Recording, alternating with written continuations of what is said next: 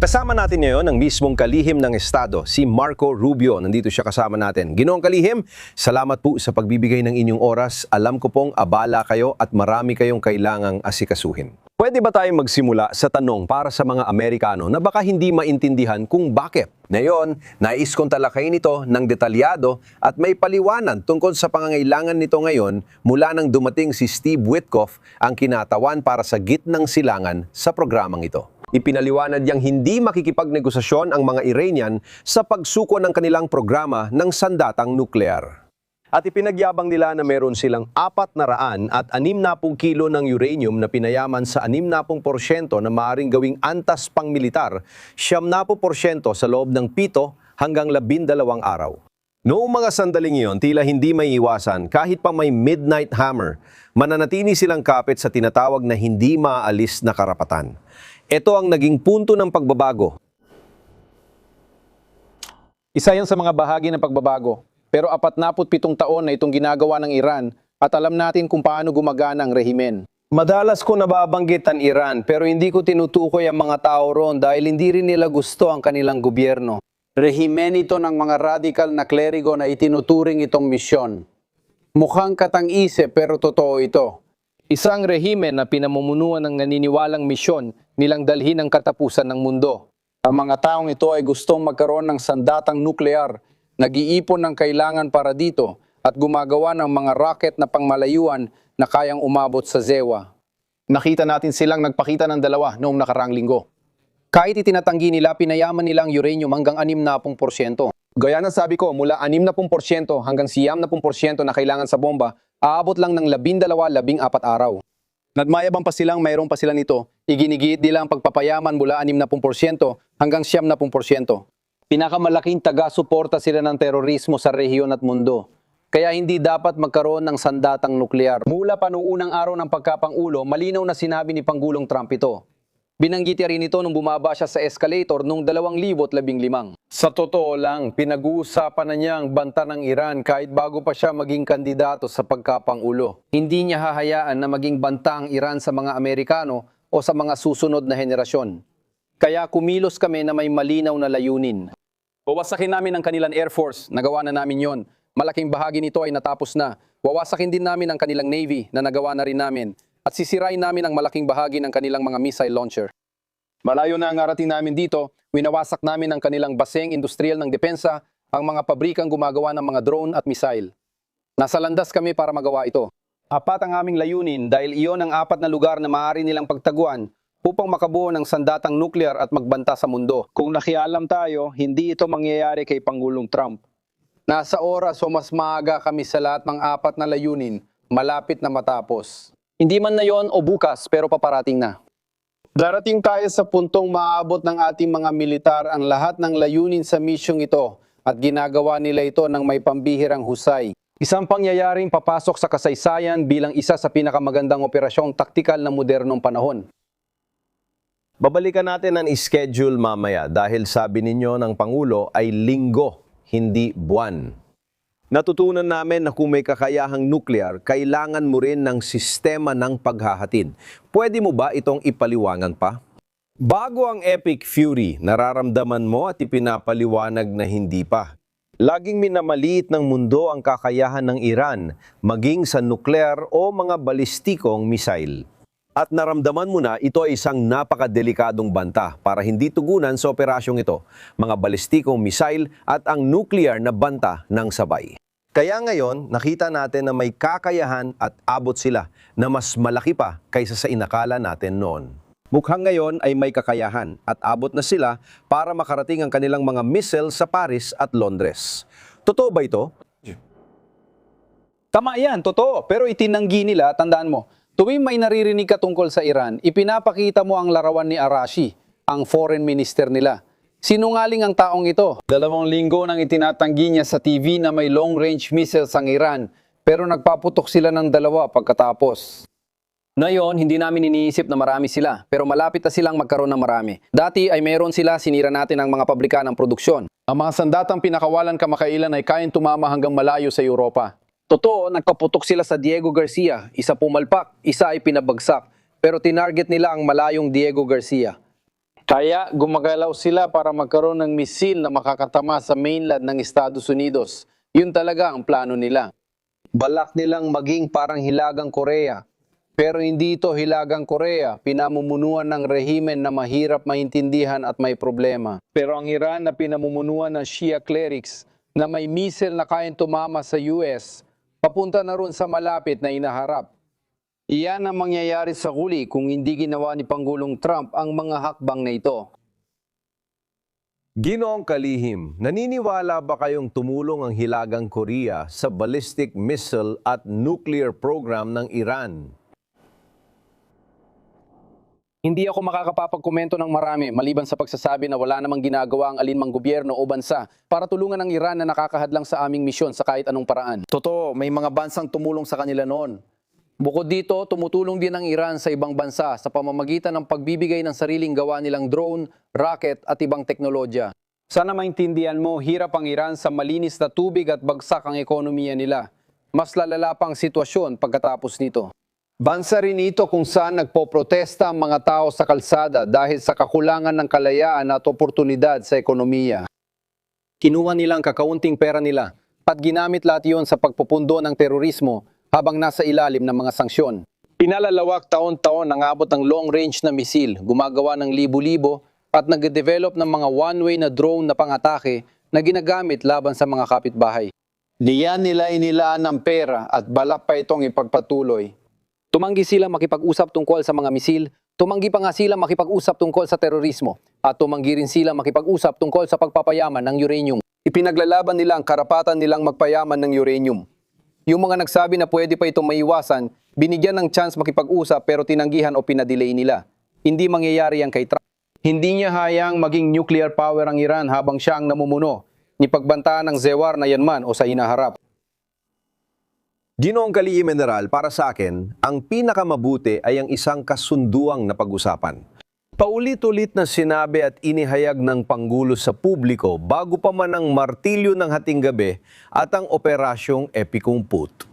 At sinasabi niya ngayon sa natitirang mga lider na mas gusto niya ang isang kasunduang na pag-usapan. Mukyang may kapangyarihan sila dahil nangako sila sa Pangulo na palalayain nila ang 20 oil tanker sa kipot ng Hormuz. At ayon sa aking nalaman, nakatawid ang mga barkong yon. Baka may antas sila ng kapangyarihan. Tanong, mas matalino kaya ang mga namumuno sa itaas kaysa sa unang tatlo? Magpapasya ba silang ituloy ang kasunduan o harapin ang kanilang katapusan sa lalong madaling panahon? Katunayan, 47 taon silang tumanggi sa negosasyon, pero hindi ibig sabihin na titigil tayo sa pagsubok. Palagi naniwala si Pangulong Trump dito. Mas gusto ko ang negosasyon kaysa digmaan. Binigyan namin siya ng 60 araw sa simula ng nakaraang taon at dagdag na panahon matapos ang Midnight Hammer ngayong taon, pero nauwi lang ito sa wala. Patuloy kaming susubok, tuloy ang palitan ng mensaya at negosasyon, at posibleng magkita kami ng personal sa lalong madaling panahon. Bukas kami rito. Hindi papayag si Pangulong Trump na gawing taktika ng pagpapaliban ng wad na negosasyon para makakuha ng oras o dagdag na espasyo. Hindi niya papayagan yan. Alam mo, 4 na taon ginugon ng administrasyong Biden, kakasubok buhay ng kasunduang nuklear ni Obama sa Iran. 4 na taon nilang sinubukang kausapin ng mga Iranian na niloko lang naman sila. Akala nila magagawa rin nila ito sa administrasyong ito sa loob pa ng 4 na taon, pero hindi nila maloloko si Pangulong Trump. Hindi siya magpapaloko sa mga pakana nila at hindi rin siya nagpaloko sa mga iyon. Palagi tayong bukas makipag-usap, pero hindi natin nahayaang ang pagkabigong ito ay hadlangan ng ating depensa. Para madoble ang bilang ng mga misil na meron sila, para madoble ang bilang ng mga drone na meron sila, isipin mo yon, hindi mangyayari yon, hindi papayagan ng Pangulo yon, kaya siya kumilos. Naalala ko habang nakikinig sa ulat, nakakainis marinig na sinasabing hindi natin alam ang layunin. Malinaw naman yon, inuulit ko, maabot natin ang 4. Wawasakin natin ang kanilang Air Force, nagawa na natin yon. Wawasakin natin ang kanilang Navy, nagawa na natin ang malaking bahagi niyan. Wawasakin natin ang mga pabrika ng missile at drone nila, pati na ang kanilang missile launcher, para hindi sila makaputok o makabanta sa mga kapitbahay, sa atin, sa tropa at kaalyado sa riyon. Malapit na nating makamit ang 4 na layuning ito at makakamit ang mga ito sa lalong madaling panahon. Pag-usapan natin ang kipot ng Hormuz kung saan dumadaan araw-araw ang 20% ng supply ng langis sa mundo. Mariin mong sinabi na hindi sila papayagang magpatupad ng toll system para maningil sa mga bansa. Doblehin ang bilang ng mga misil na mayroon sila. Doblehin ang bilang ng mga drone na mayroon sila. Isipin mo yon, hindi mangyayari yon. Hindi papayagan ng Pangulo na mangyari yon. Kaya siya kumilos. Gusto ko lang ipaalala kasi nakakainis marinig na hindi raw malinaw ang mga layunin. Pero malinaw at maabot natin ang apat na yon. Wawasakin natin ang kanilang Air Force, nagawa na natin yon. Wawasakin natin ang kanilang Navy sa malaking bahagi, nagawa na rin natin yon. Wawasakin natin ang mga pabrika nila na gumagawa ng mga misil at mga drone na yan. At wawasakin natin ang kanila. Paihinain natin ang kanilang missile launcher para hindi na sila makapaputok o manakot sa atin, tropa natin, mga kaalyado at kalapit bansa. At malapit na nating makamit ang lahat ng apat na layuning ito. Maabot natin ang mga layuning ito at malapit na itong mangyari. Pag-usapan natin ang kipot ng Hormuz kung saan dumadaan ang 20% ng supply ng langis sa mundo araw-araw. Matibay mong sinabi na hindi sila papayagang magkaroon ng sistema ng toll. Kung saan maaari nilang doblein ang bilang ng mga misil na mayroon sila, doblein ang bilang ng mga drone na mayroon sila. Isipin mo yon, hindi mangyayari yon, hindi papayagan ng Pangulo yon, kaya siya kumilos. Naalala ko habang nakikinig sa ulat, nakakainis marinig na hindi daw natin alam. Malinaw ang mga layunin, gusto kong ulitin, at maabot natin ang apat na yon. Tatapusin natin ang kanilang puwersa panghimpapawid, nagawa na natin yon. Sisirain natin ang kanilang hukbong dagat, sa malaking bahagi, nagawa na rin natin yon. Sisirain natin ang mga pabrika ng kanilang misil at drone at pahihinain ang mga tagalunsad para hindi sila makapaglunsad ng sabay-sabay na atake sa kapitbahay, sa atin, ating tropa at mga kaalyado. Malapit na natin makamit ang apat na layuning ito.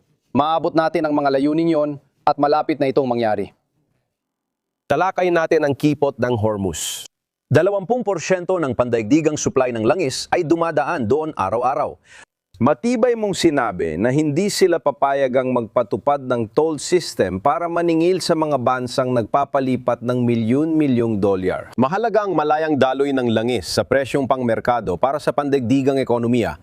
Hindi ganong mahalaga sa ekonomiya ng Amerika. Ibinabangon nito ang usapin tungkol sa NATO na tatalakayin ko mamaya. Gaano ito kahalaga at paano mo malalaman kung ligtas para sa mga puwersa ng cispernaw matras na tiyak na mananatiling bukas ang kipot para sa malayang daloy ng langis? Ang kipot ng Hormuz ay mga internasyonal na katubigan. Anumang pagharang ng Iran sa komersyal na trapiko ay labag sa batas. Para sa sinumang nagtatanggol sa internasyonal na batas, ang pagpigil sa malayang pagdaan dito ay malinaw na lumalabag sa batas pandagat. Ikalawa, ito ay ilegal. Ang pag-atake at paglubog ng barkong pangkalakalan tulad ng ginawa ng mga Nazi noong ikalawang digmaang pandaigdig sa Atlantiko ay ginagawa rin nila ngayon. Mula sa mga bansang ayaw nila at bandilang tinatanggihan, ito ay sadyang teroristang gawain.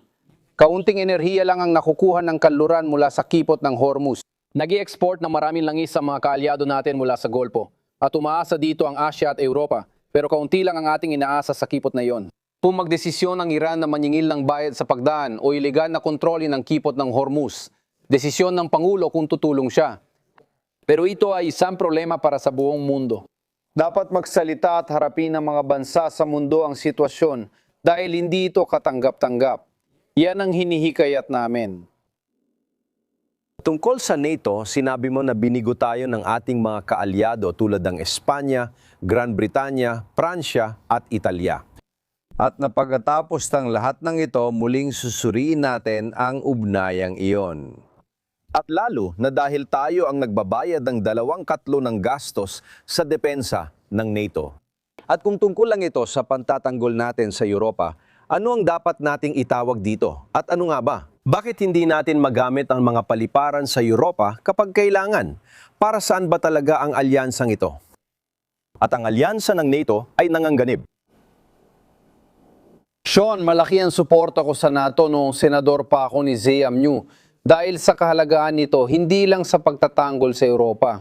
Nagbibigay rin ito ng mga base militar para may palawak ang puwersa natin sa iba't ibang bahagi ng mundo kapag may banta sa seguridad pambansa.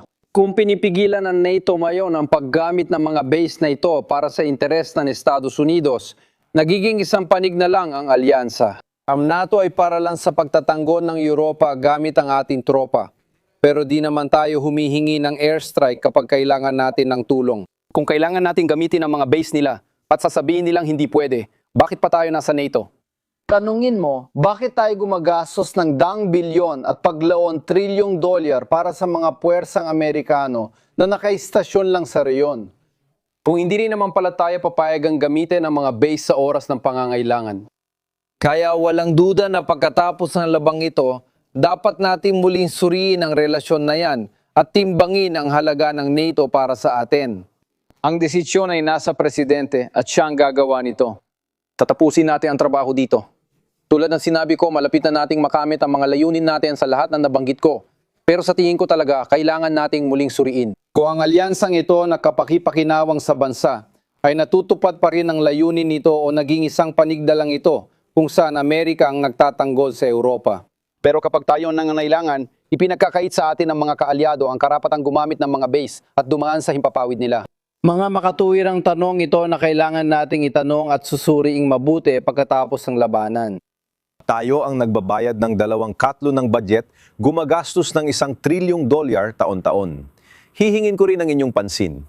Update tungkol sa Venezuela. Nakipagkita ka ba ngayon kay Maria Corina Machado, ang leader ng oposisyon sa Venezuela? Mukhang nakikipag-ugnayan si Delcy Rodriguez sa Ginebra at maaaring magbigay ng update tungkol sa Cuba. Ano masasabi mo sa posibleng pagbagsak nito? Tungkol sa Venezuela, tandaan ang 3 bahagi ng plano natin. Una ay pagpapatatag. Hindi natin gusto ang malawakang migrasyon, digmaang sibil o kaguluhan. Sa ngayon, wala tayong nakita sa mga iyon.